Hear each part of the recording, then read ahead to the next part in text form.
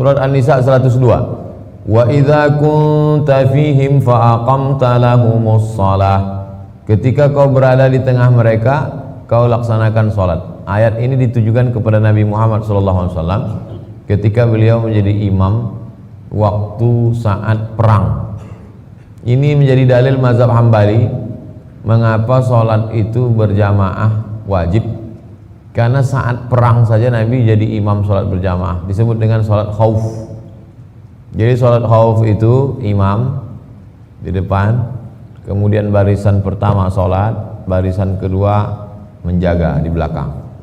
Nanti setelah salam Nabi jadi imam lagi, barisan kedua maju ke depan jadi barisan pertama mundur ke belakang jadi pengawal. Disebut dengan salat khauf. Di situ diambil fatwa dalam mazhab Hambali, sedangkan perang saja wajib, apalagi saat tidak perang. Salatul jamaati tafdulu salatul fardhi bi 27 darajah. Salat berjamaah lebih utama daripada salat sendiri 27 derajat.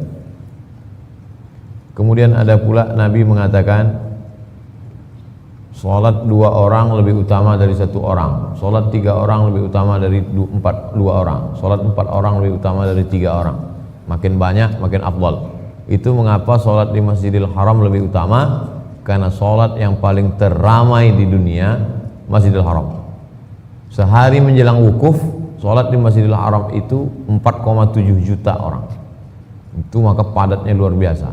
Penduduk Pekanbaru 1,2 juta orang. Makkah yang kecil itu diisi 4,7 juta orang. Pekanbaru 1,2 juta orang. Riau 6,7 juta orang. Hampir satu provinsi Riau tumpah di kota Makkah. Itu maka padatnya luar biasa.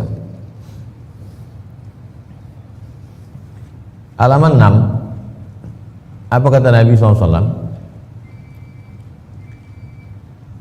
Hamamtu an amura rajulan yusalli bin nas.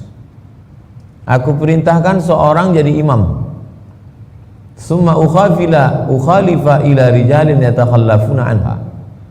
Kemudian ada orang yang tidak mau salat berjamaah, fa amara bihim fayuharriqu alaihim bihuzamil hatab buyutahum.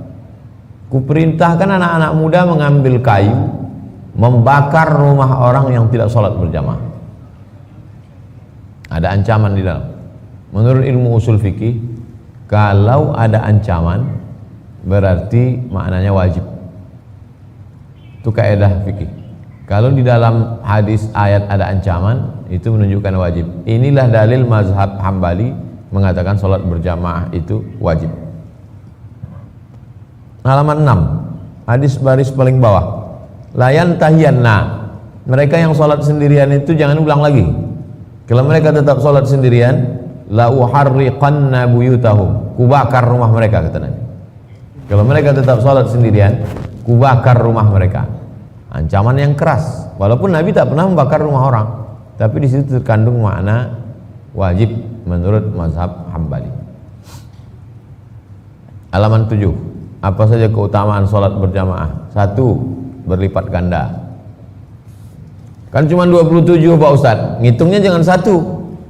Orang yang salat istiqomah setahun berarti umurnya bertambah 27 tahun. Jadi kalau ada orang istiqomah salat 10 tahun berjamaah, maka umurnya bertambah 270 tahun. Maka terjawablah kebingungan orang yang mengatakan kenapa umat Nabi Muhammad pahalanya lebih banyak dari umat Nabi Nuh. Nabi Nuh itu meninggal umurnya 950 tahun. Umur umat Nabi Muhammad kalau istiqomah 40 tahun, maka dia lebih 1000 tahun. Oleh sebab itu kelipatan-kelipatan amal ini yang didapat umat Muhammad SAW, walaupun umurnya paling pendek, badannya paling kecil, tapi kelipatan amalnya lebih banyak. Belum lagi ditambah Lailatul Qadar, belum lagi ditambah sholat di Masjidil Haram 100.000, belum lagi ditambah sholat di Masjid Nabawi 1000, belum lagi ditambah sholat di Masjidil Aqsa 500. Yang kedua, dilindungi dari setan. Inna syaitana zikbul insan. Setan itu serigala. Kadzibil ghanam. Kalau kita memelihara kambing ada setannya, manusia ini juga ada. Kalau kita memelihara kambing ada serigalanya yang mau menerkam, manusia ini juga ada yang mau menerkamnya, yaitu setan. Dan setan hanya akan menerkam kambing yang memisahkan diri dari jamaah. Halaman 8. Kalau di kampung itu ada 3 orang, maka 1 orang mesti jadi imam. Kalau tidak, istahwazat alaihimus syayatin. Satu kampung itu dikacau setan. Maka jangan heran kalau sekarang itu di kampung itu semuanya kesetanan. RT-nya kesetanan, RW-nya kesetanan, kadesnya kesetanan. Diganggu setan karena meninggalkan sholat berjamaah. Aneh zaman sekarang. Kalau dulu di kota-kota yang kurang orang ke agama, sekarang terbalik, di kota malah pengajian penuh.